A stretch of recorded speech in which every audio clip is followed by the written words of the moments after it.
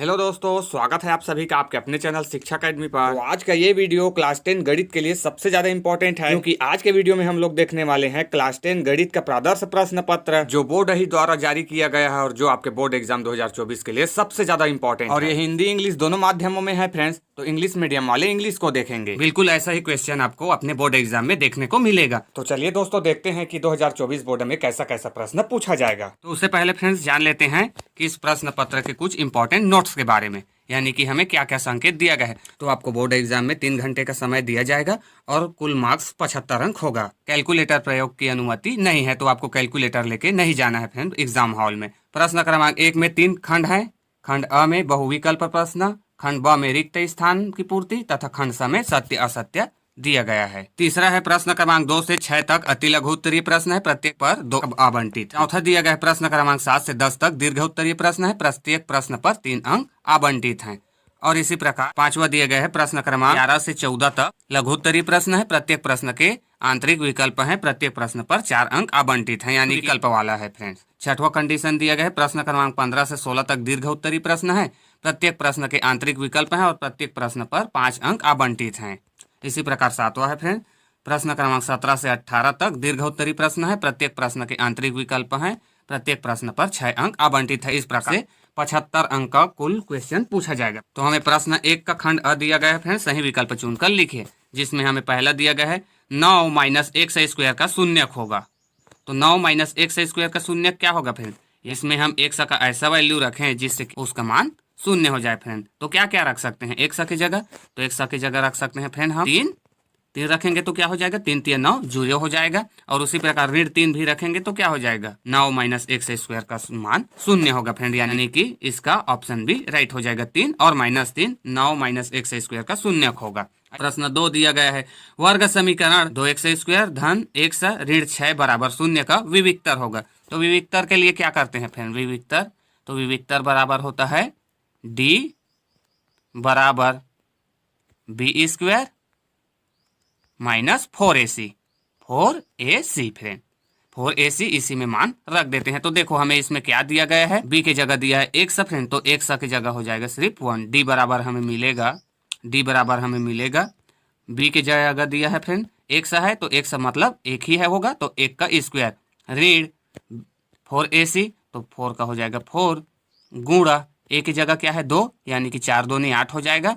और c की जगह दिया है माइनस 6, तो क्या हो जाएगा 8 6 का 48, और 48 जो कि कैसा होगा, तो ये ऋण क्या हो जाएगा प्लस हो जाएगा। और ये क्या है फ्रेंड 1, तो 4 दूनी 8 और 8 6 का 48 और 48 और 1 जुड़ के 49 हो जाएगा। तो इसका option A is right answer हो जाएगा। इसी प्रकार तीसरा क्वेश्चन दिया है हमें बिंदु 2 ऋण 6 किस चतुर्थांश में स्थित होगा। तो ये किस चतुर्थांश में स्थित होगा फ्रेंड?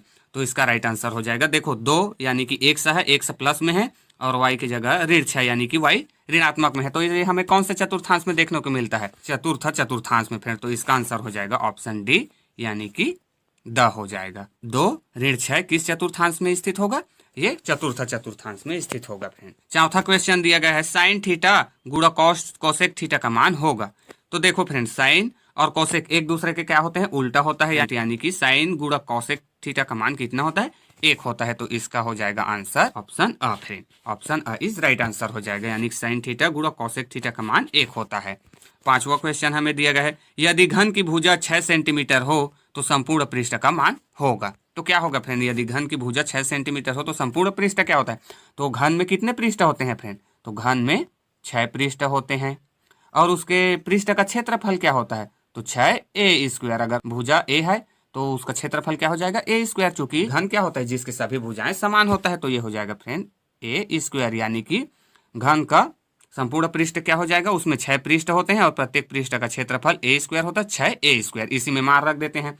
तो a की जगह हमें क्या दिया गया है? 6 दिया गया है, तो 6 हम यहाँ पे रख देते हैं। तो क्या हो जाएगा? 6 6 का 36, क्या हो जाएगा? 6 गुणा ये भुजा क्या है 6, तो a का स्क्वायर दिया गया है, तो ये क्या हो जाएगा? 6 6 का 36 हो जाएगा फ्रेंड, 36। अब इसे गुणा करा देते हैं तो क्या मिलेगा? 6 6 का 36 का 6 हासिल आ जाएगा 3, और 6 3 18, 18 और 3 21 फ्रेंड। तो इसका कितना हो जाएगा? 216 वर्ग सेंटीमीटर। तो हमें ऑप्शन किस में दिख रहा है? ऑप्शन ब में 216 वर्ग सेंटीमीटर। तो इसका राइट आंसर हो जाएगा ऑप्शन बी। तो अगला हमारा है खंड ब, जो कि दिया गया है रिक्त स्थानों की पूर्ति कीजिए। तो हमें पहला में दिया गया है जब दो रैखिक समीकरणों का आलेख प्रतिच्छेदी रेखाएं होती हैं तब समीकरण निकाय का खाली स्थान हल होता है। तो क्या होता है फ्रेंड, अगर दो प्रतिच्छेदी रेखाएं हैं, दो रेखा ये इस तरीके से, तो क्या मिलता है हमें, तो इस कंडीशन में फ्रेंड हमें अद्वितीय हल मिलता है। यानी कि यहाँ पे क्या हो जाएगा, यहाँ पे हो जाएगा अद्वितीय फ्रेंड, अद्वितीय हल मिलेगा हमें। ठीक है। दूसरा हमें दिया गया है आयकर विभाग द्वारा प्रत्येक व्यक्ति, संस्था या कंपनी को एक पहचान संस्था दी जाती है जिसे खाली स्थान कहते हैं। तो क्या कहते हैं फ्रेंड्स, आयकर विभाग द्वारा दिए जाने वाले पहचान पत्र को, तो उसे हम कहते हैं फ्रेंड्स पैन कार्ड, है ना, पैन कार्ड। तो इसमें आ जाएगा पैन कार्ड। थर्ड क्वेश्चन हमें दिया गया है समरूप बहुभुज के संगत कोण खाली स्थान होते हैं। तो कैसे होते हैं फ्रेंड्स समरूप बहुभुज के संगत कोण, तो वो होते हैं फ्रेंड्स बराबर होते हैं। तो इसमें आ जाएगा बराबर, समरूप बहुभुज के संगत कोण बराबर होते हैं। चौथा दिया है किसी समांतर श्रेणी का एनवा पद खाली स्थान होता है। तो क्या होता है किसी समांतर श्रेणी का एनवा पद, क्या होता है ए प्लस एन माइनस वन, और क्या होता है इंटू डी फ्रेंड। तो क्या होता है किसी समांतर श्रेणी का एनवा पद a plus n minus one into d. आइए नेक्स्ट क्वेश्चन देखते हैं। पांचवा प्रश्न हमें दिया गया है वृत्त की सबसे बड़ी जीवा खाली स्थान होती है। तो वृत्त की सबसे बड़ी जीवा क्या होती है फ्रेंड, जो कि उसके केंद्र से गुजरता है। ये वृत्त है, ये उसका केंद्र है, तो इसी से गुजरेगा, वही क्या होता है, वही वृत्त का सबसे बड़ा जीवा होता है फ्रेंड। तो इसी को क्या कहते हैं, और तो इसी को कहते हैं फ्रेंड व्यास। क्या कहते हैं, व्यास। वृत्त की सबसे बड़ी जीवा को क्या कहते हैं, व्यास कहते हैं। तो यहाँ पे आ जाएगा पांचवा में व्यास फ्रेंड। ठीक है। इस बार आ गया हमारा खंसा, जो कि दिया है सत्य असत्य हमें ढूंढना है फ्रेंड। तो हमें पहला दिया है मूल बिंदु के निर्देशांक 0 0 होते हैं। तो क्या ये सत्य है कि असत्य है, तो ये सत्य है फ्रेंड। मूल बिंदु के निर्देशांक कैसे होते हैं, 0 0 होते हैं फ्रेंड। तो इसका राइट आंसर हो जाएगा, ये सत्य हो जाएगा फ्रेंड। ठीक है। इसी प्रकार 2 दिया गया है साइन 90 अंश माइनस थीटा का मान tan थीटा होता है। तो क्या ये सत्य है फ्रेंड कि असत्य? तो साइन 90 अंश माइनस थीटा का मान तो cos थीटा में चेंज हो जाता है, लेकिन यहाँ पे क्या दे दिया गया है tan थीटा। तो ये क्या हो जाएगा, ये गलत हो जाएगा। ठीक है, ये सत्य नहीं है, असत्य है। इसी प्रकार हमें तीसरा दिया गया है दो विषम संख्याओं के वर्गों का योग सदैव सम होता है। तो क्या होता है फ्रेंड, ये सत्य है कि असत्य? तो ये भी क्या हो जाएगा, सत्य। क्या हो जाएगा, सत्य। इसे टेस्ट करके भी देख सकते हैं फ्रेंड। क्या कर सकते हैं, दो विषम संख्याओं के वर्गों का योग। तो हम दो विषम संख्या मान लेते हैं कि एक विषम संख्या है 3, तो उसका वर्ग कहा गया है, ये 3 का वर्ग हो गया फ्रेंड। धन एक और विषम संख्या मान लेते हैं, एक और विषम संख्या क्या होता है, 5। विषम संख्या क्या होता है, जो 2 से भाग नहीं जाता है फ्रेंड। तो 3 भी 2 से भाग नहीं जाता, तो ये विषम है। 5 भी 2 से भाग नहीं जाएगा, तो ये भी विषम है।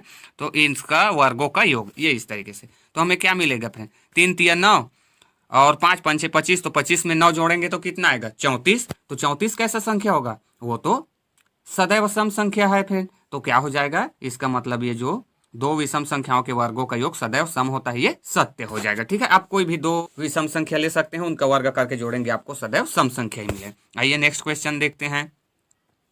चौथा में दिया गया है दो समान जीवाएं वृत्त के केंद्र पर समान कोण अंतरित करती है। दो समान जीवाएं वृत्त के केंद्र पर समान कोण अंतरित करती है। ये भी क्या हो जाएगा, ये भी सत्य हो जाएगा। क्या हो जाएगा, सत्य हो जाएगा फ्रेंड। ठीक है, यदि जीवाएं समान है तो केंद्र पर अंतरित कोण भी समान होता है। इसी प्रकार पांचवा क्वेश्चन दिया है यदि ब्याज की गणना 6 माही आधार पर किया जाए तो गणना में दर दुगनी एवं समय दुगनी कर लिया जाता है। प्रश्न 2 दिया गया है 1 से स्क्वायर ऋण 16 का गुणनखंड कीजिए। तो ये तो 2 नंबर में पूछा जाएगा फ्रेंड, जो कि बहुत ही सिंपल है। क्या करेंगे, 1 से स्क्वायर ऋण 16 का गुणनखंड क्या हो जाएगा, 1 से ऋण 4 और 1 से धन 4 फ्रेंड। यही तो होगा इसका गुणनखंड, है ना। ये देखो 2 नंबर मिल गया, समझो। इसी प्रकार प्रश्न 3 दिया गया है 7 3 तथा 21 का चतुर्थानुपाती ज्ञात कीजिए। तो इसके लिए क्या करेंगे, 7 3 तथा 21 का चतुर्थानुपाती ज्ञात करने के चतुर्थानुपाती को मान लेंगे 1 फ्रेंड। यानी कि हम मान लें कि 7 3 तथा 21 का चतुर्थानुपाती 1 है। फिर वहां से हम अनुपात में लिख लेंगे, क्या लिखेंगे, 7/3 हो जाएगा बराबर 21/1। तो वहां से आप सभी संख्याओं को पक्षांतर करके एक तरफ ले आइए और 1 को एक तरफ फ्रेंड, आप आसानी से हल करके आसानी से इसे हल कर सकते हैं। आइए इसी प्रकार नेक्स्ट क्वेश्चन देखते हैं। प्रश्न 4 दिया है बिंदु ए 2 3 तथा बिंदु बी 2 7 को मिलाने वाली रेखा के मध्य बिंदु के निर्देशांक ज्ञात कीजिए। ये निर्देशांक ज्यामिति के प्रश्न है फ्रेंड, जो कि आप बहुत आसानी से हल कर सकते हैं। इसी प्रकार हमें प्रश्न 5 दिया है मान ज्ञात कीजिए। सेक 70 अंश बटे कोसेक 20 अंश धन साइन 59 अंश बटे कॉस 31 अंश। तो ऐसे प्रश्नों को हल करने के लिए आप सिंपल सा क्या करेंगे, इसे चेंज कर लेंगे फ्रेंड। क्या कर लेंगे, साइन को कॉस में चेंज कर लेंगे और कॉस को साइन में, ठीक है। 90 अंश माइनस थीटा करके आप आसानी से चेंज कर सकते हैं और 2 स्टेप में ये हल हो जाएगा। इसी प्रकार प्रश्न 6 दिया है, प्रथम 10 प्राकृतिक संख्याओं का माध्य ज्ञात कीजिए। तो माध्य ज्ञात करने के लिए क्या करेंगे फ्रेंड, आपको प्रथम 10 यानी कि 1 से 10 तक गिनती लिख लेना है और फिर आपको देखना है कि उसमें माध्य कौन सा आता है, मध्य में कौन आता है, ठीक है। वही हमारे इसका आंसर हो जाएगा, बहुत सिंपल है। फिर प्रश्न 7 दिया है, समांतर श्रेणी 24, 21, 18 के कितनों पदों का योग 78 है। तो इसको ज्ञात करने के लिए क्या करेंगे फ्रेंड, तो इसके लिए हम सूत्र जानते हैं। क्या होता है सूत्र, तो होता है फ्रेंड SN बराबर, तो उसी में हम मार रख के इसे हल कर सकते हैं आसानी से। अगर कहीं पे भी कोई डाउट हो तो कमेंट करके जरूर बताएं फ्रेंड, मैं इसका सॉल्यूशन वाला वीडियो भी लाऊंगा, ठीक है। इसी प्रकार प्रश्न 8 हमें दिया है, यदि एक बेलन के आधार की परिधि 88 सेंटीमीटर और ऊंचाई 10 सेंटीमीटर है तो बेलन का आयतन ज्ञात कीजिए। तो ये भी बहुत सिंपल है फ्रेंड, बेलन के आधार की परिधि हमें दिया गया 88 सेंटीमीटर और ऊंचाई 10 सेंटीमीटर है, तो बेलन का आयतन ज्ञात कीजिए। तो इसमें क्या करते हैं फ्रेंड, सूत्र में बस मार रख दीजिए, हल आ जाएगा। इसी प्रकार प्रश्न 9 दिया है, सिद्ध कीजिए कि विषम संख्याओं का वर्ग विषम संख्या होती है। तो इसको भी आप आसानी से सिद्ध कर सकते हैं फ्रेंड, ठीक है। अगर कहीं पे भी कोई डाउट हो तो जरूर कमेंट करके बताएं। इसी प्रकार प्रश्न 10 है और ये सभी के सभी क्वेश्चन फ्रेंड आपको आने ही चाहिए, जो कि बहुत ही महत्वपूर्ण है, ठीक है ना। तो ये प्रश्न हमें आने ही चाहिए, बनना ही चाहिए अगर ऐसा क्वेश्चन आ जाए तो, ठीक है।